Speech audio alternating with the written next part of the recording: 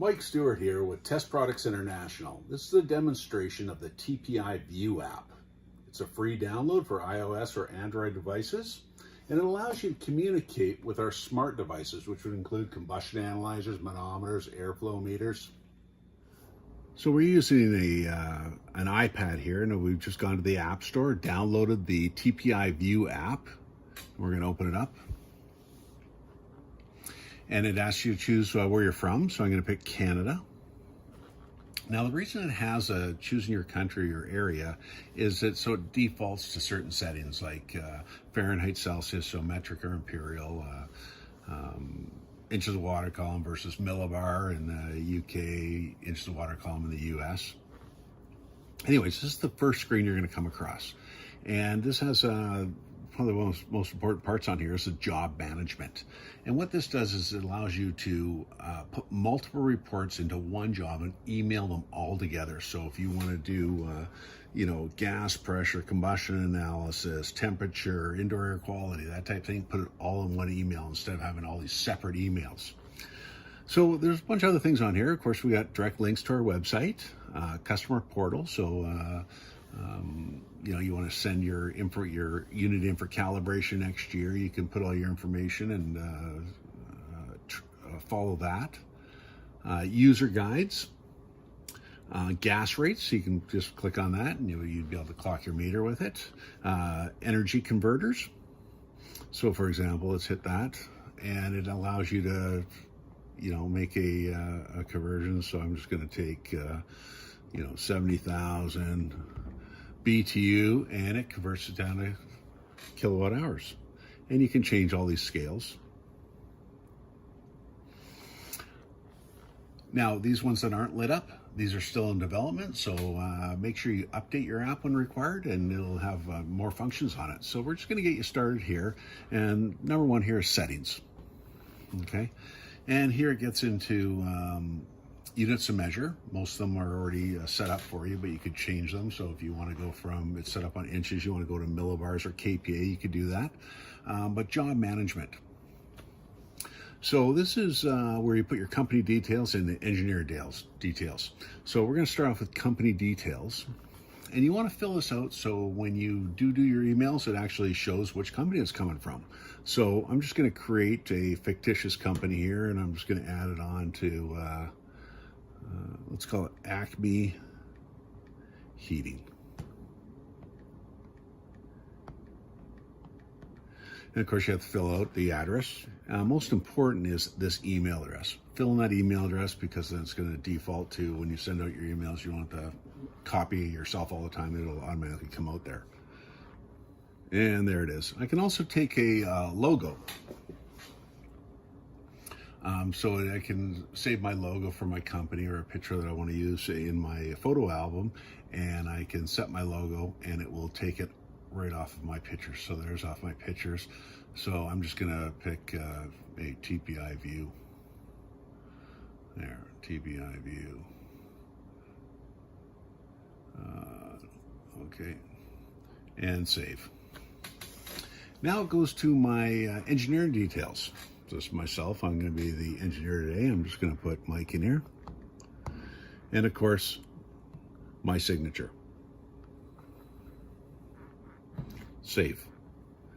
Now, once you've done that, when you do email your reports will have all this information on it, so you don't have to keep adding it to it.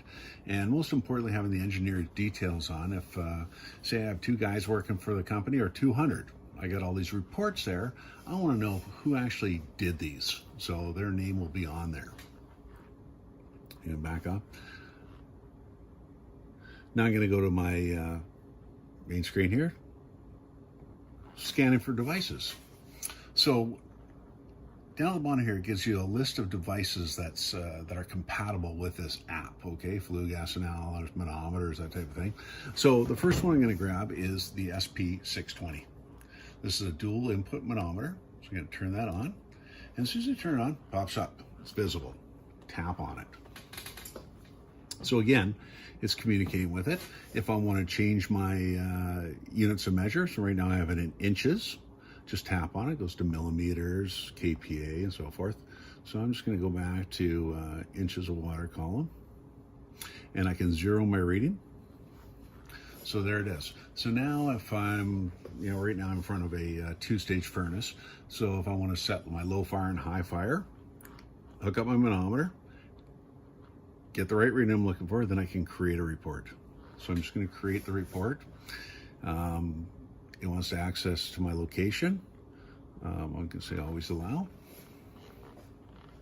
It says live pressure. So what I'm going to call this one is, say, low fire. Say I'm doing a low fire and a high fire setup. I just want to label these so I know what they are. Set. And there it is. Save to job. Going to create a job now. So I'm going to add a job. So it gives me a place to put an ID number, an address and everything, customer's name. So I'm just going to put job ID. And I'm going to pick out my customer's name. I'm just going to call him John Doe. Fill out his address and everything else, including his email address. Now that I have my customer's information filled out, I can just save that. So there it is, John Doe 6547. Just tap on it, and now it has saved that reading to that job. Now the next reading I would want to do would probably be my high fire rating. So wait till it gets up to your pressure that you want, required by the manufacturer of the equipment. Create report, and I'm going to call this high fire.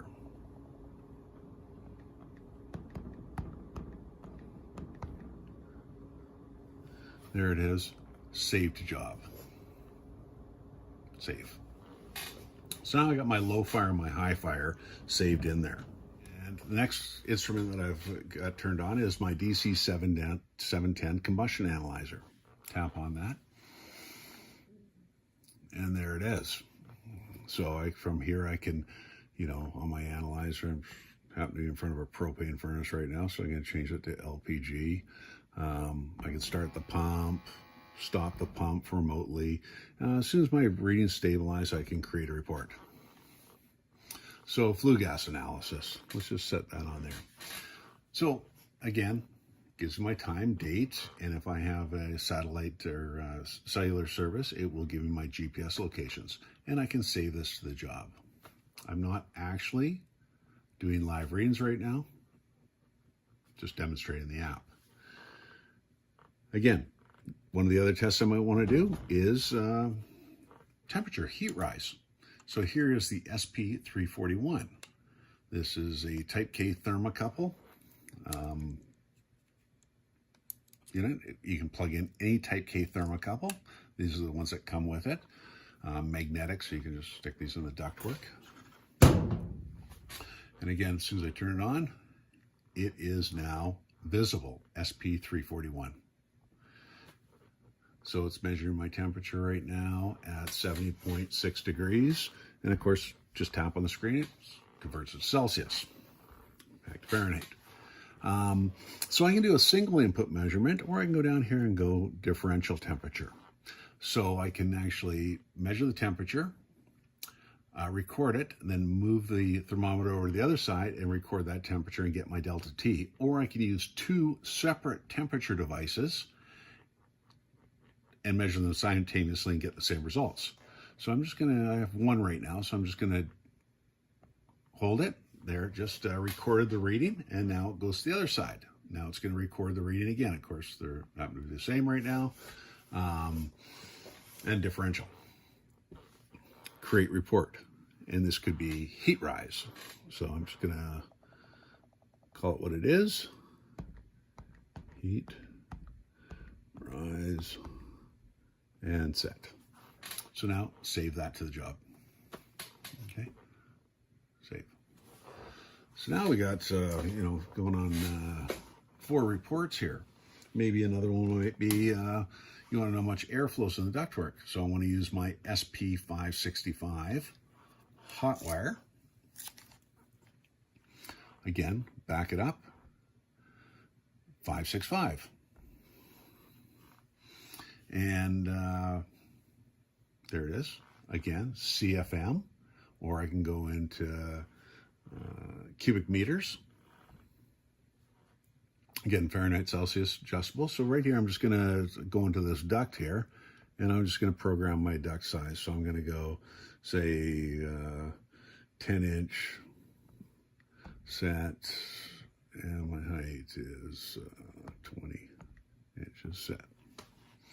And I can do rectangular return or round and supply. So I'm gonna do, happens to be the duct that I'm in, is rectangular, and it's my return air. So I can do a single point. So it gives me my speed and calculates my CFM. So I'm just going to go over to feet per minute and CFM, Fahrenheit.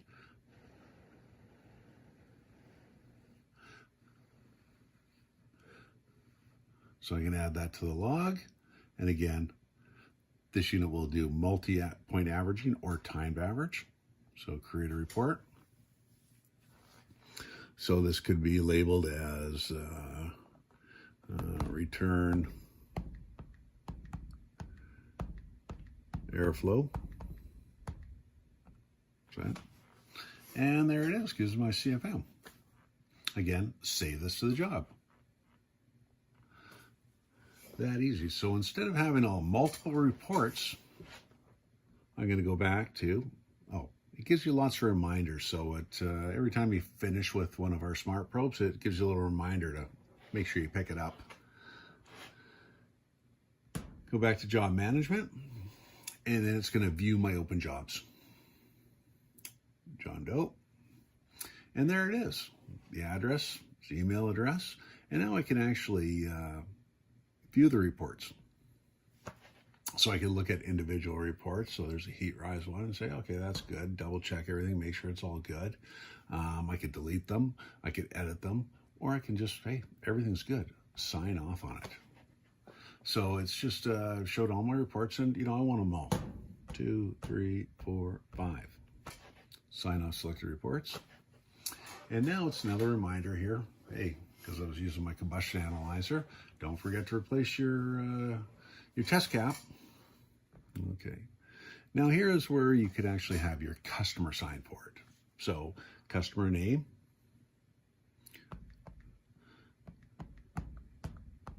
I'm just going to put his John Doe, and a place for him to sign it. Now, save.